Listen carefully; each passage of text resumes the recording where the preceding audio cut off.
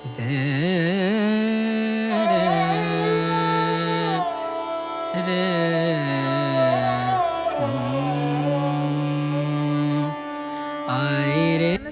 Friends, welcome back to travel with mister and missus vlogs.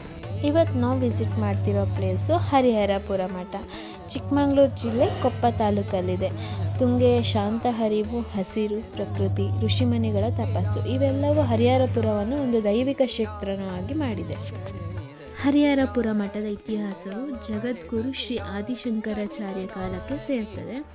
8ನೇ ಶತಮಾನದಲ್ಲಿ ಅದ್ವೈತ ವೇದಾಂತದ ಪ್ರಚಾರಕ್ಕಾಗಿ ಆದಿಶಂಕರಾಚಾರ್ಯರು ಭಾರತದೆಲ್ಲೆಡೆ ಸಂಚರಿಸಿ 4 ಪ್ರಮುಖ ಪೀಠಗಳನ್ನು ಸ್ಥಾಪನೆ ಮಾಡಿದರು.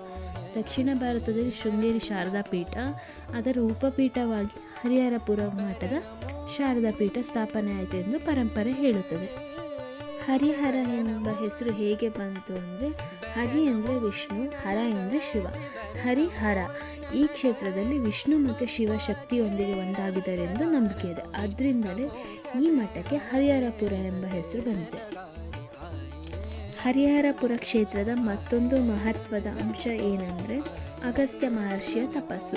ಪೌರಾಣಿಕ ಕಥೆಗಳ ಪ್ರಕಾರ ಅಗಸ್ತ್ಯ ಮಹರ್ಷಿಯು ಇಲ್ಲಿ ತಪಸ್ಸು ಮಾಡಿ ಶಿವನ ಅನುಗ್ರಹವನ್ನು ಪಡೆದರು. ಅದರ ಸ್ಮರಣಾರ್ಥಕವಾಗಿ ಇಂದು ನಾವು ಕಾಣುವ ಅಗಸ್ತ್ಯ ಮಂಟಪ ಬಹಳ ಪ್ರಸಿದ್ಧ. ಹರಿಹರಪುರ ಮಠದ ಮುಖ್ಯ ಆರಾಧ್ಯ ದೇವತೆ ಶ್ರೀ ಶಾರದಾಂಬಿಕೆ, ಸರಸ್ವತಿ ದೇವಿ ಅಂತಲೂ ಕರೀತಾರೆ. ಇಲ್ಲಿ ಶಾರದೆಯನ್ನು ವಿದ್ಯಾಜ್ಞಾನ ದೇವಿಯಾಗಿ ಪೂಜಿಸಲಾಗುತ್ತದೆ. ಅನೇಕ ವಿದ್ವಾಂಸರು, ಕವಿಗಳು, ಸಂಗೀತ ತಜ್ಞರು ಹರಿಹರಪುರಕ್ಕೆ ಬಂದು ಶಾರದಾಂಬಿಕೆ ಅನುಗ್ರಹವನ್ನು ಪಡೆದಿದ್ದಾರೆ. ಹರಿಹರಪುರದ ಒಂದು ವಿಶಿಷ್ಟ ಆಕರ್ಷಣೆ ಎಂದರೆ ಶ್ರೀ ಆಂಜನೇಯನ ದೊಡ್ಡ ಪಾದಚಿಹ್ನೆ. ಸ್ಥಳೀಯ ನಂಬಿಕೆಗಳ ಪ್ರಕಾರ ರಾಮ ಸೇವೆಯಲ್ಲಿ ತೊಡಗಿದ್ದ ಹನುಮಂತನು ಈ ಪ್ರದೇಶದಲ್ಲಿ ಸಂಚಾರ ಮಾಡುವಾಗ ತನ್ನ ಪಾದಚಿಹ್ನೆಯನ್ನು ಇಲ್ಲಿ ಬಿಟ್ಟಿದ್ದಾನೆ ಅಂತ ನಂಬ್ತಾರೆ. ಇದು ಭಕ್ತರಲ್ಲಿ ಅಪಾರ ಭಕ್ತಿ ಮತ್ತು ಆಶ್ಚರ್ಯ ಉಂಟು ಮಾಡುತ್ತದೆ. ವಿಭಿನ್ನ ರೂಪಗಳ ಗಣಪತಿ.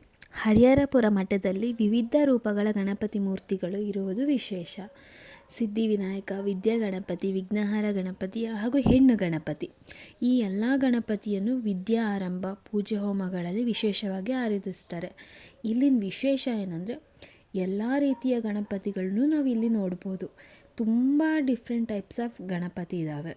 ಅದಕ್ಕೆ ಒಂದು ಗಣೇಶ ಪ್ರಪಂಚ ಅಂತಲೇ ಒಂದು ಮಾಡಿದ್ದಾರೆ, ಮ್ಯೂಸಿಯಂ ಥರ ಮಾಡಿದ್ದಾರೆ.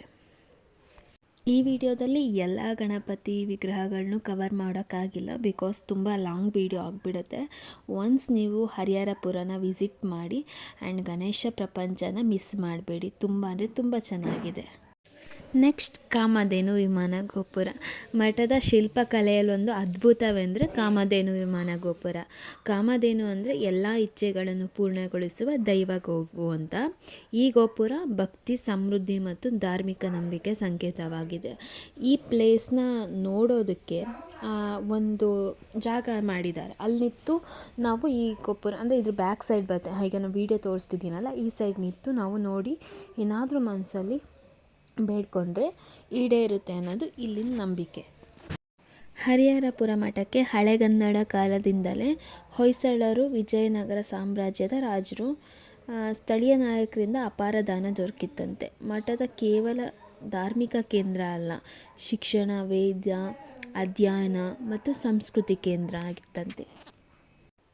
ವೇದ, ಸಂಸ್ಕೃತ ಮತ್ತು ಸಂಗೀತ ಪರಂಪರೆ. ಹರಿಹರಪುರ ಮಠದಲ್ಲಿ ವೇದ ಪಠಣ, ಉಪನಿಷತ್ತುಗಳು, ಅದ್ವೈತ ತತ್ವ, ಶಾಸ್ತ್ರೀಯ ಸಂಗೀತ ಇವೆಲ್ಲವೂ ತಲೆಗೂ ಸಾಗಿಕೊಂಡು ಬಂದಿದೆ.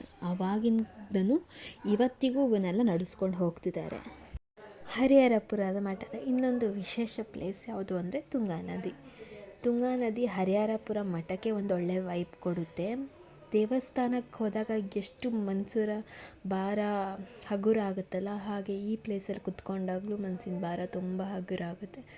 ತುಂಬ ಚೆನ್ನಾಗಿದೆ ಈ ಪ್ಲೇಸು, ನನ್ನ ಫೇವ್ರೆಟ್ ಪ್ಲೇಸ್.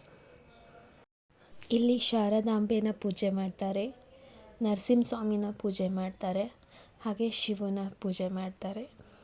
ಇದೆಲ್ಲ ಇಲ್ಲಿನ ಆರಾಧನೆ ದೈವ ಅಂತಲೇ ಹೇಳ್ತಾರೆ. ಮತ್ತು ಇಲ್ಲಿ ವಿಶೇಷ ಮಧ್ಯಾಹ್ನ ಊಟದ ವ್ಯವಸ್ಥೆ ಇರುತ್ತೆ. ಮತ್ತು ಔಟ್ಸೈಡಿಂದ ಯಾರು ಪೀಪಲ್ಸ್ ಬರ್ತಾರೆ ಅವರಿಗೆ ಉಳ್ಕೊಳ್ಳೋ ವ್ಯವಸ್ಥೆ ಸಹ. ಇಂದಿಗೂ ಹರಿಹರಪುರ ಮಠ ಸಾವಿರಾರು ಭಕ್ತರಿಗೆ ಆಧ್ಯಾತ್ಮಿಕ ದಾರಿ ತೋರಿಸ್ತದೆ.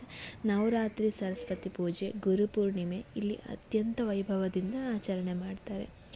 ಹರಿಹರಪುರ ಮಠ ಎಂದರೆ ಒಂದು ಕೇವಲ ಮಠ ಅಲ್ಲ, ಅದು ಜ್ಞಾನ, ಭಕ್ತಿ ಮತ್ತು ಸಂಸ್ಕೃತಿಯ ಜೀವಂತ ಪರಂಪರೆ. ಈ ವಿಡಿಯೋ ನಿಮಗೆ ಇಷ್ಟ ಆದರೆ ಲೈಕ್ ಮಾಡಿ, ಶೇರ್ ಮಾಡಿ, ಕಾಮೆಂಟ್ ಮಾಡಿ ಆ್ಯಂಡ್ ಸಬ್ಸ್ಕ್ರೈಬ್ ಮಾಡಿ. ಹರಿಹರಪುರ ಮಠದ ದೈವಿಕ ಇತಿಹಾಸ ಇನ್ನಷ್ಟು ಜನರಿಗೆ ತಲುಪಲು ಶೇರ್ ಮಾಡಿ. ನಮ್ಮ ಸಂಸ್ಕೃತಿಯನ್ನು ಉಳಿಸೋಣ. ಇಂಥದ್ದೇ ಹಲವಾರು ವೀಡಿಯೋಸ್ಗಾಗಿ ನಮ್ಮನ್ನು ಫಾಲೋ ಮಾಡೋದನ್ನು ಮರಿಬೇಡಿ. ಮತ್ತೆ ಸಿಗೋಣ ಬೇರೆ ವಿಡಿಯೋದಲ್ಲಿ. ಅಲ್ಲಿವರೆಗೂ ಟಾಟಾ, ಬಾಯ್.